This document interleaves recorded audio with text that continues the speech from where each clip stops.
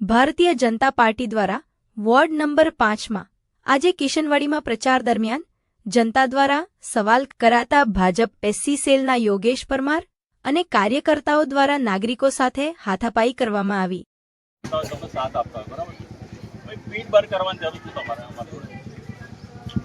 અમે ત્યાંથી લડીએ ત્યાંથી બરાબર. અમે 8 વર્ષોથી ભાજપનો સાથ સહકાર આપતા આવ્યા બરાબર, અને ભાજપનો સાથ સહકાર આપતા હતા. તમારા માટે લડ્યા હતા. આ બધા આપણા પરિવારનો બરાબર.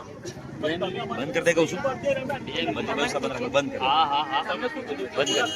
તારી વાઈફનું ફોર્મ કેમ ભર્યું? ના પણ એ તો કરો બરાબર છે. મને સેટિંગ પૈસા માટે જ બોલાવ્યો. પૈસા માટે આવ્યો ના. જો મારી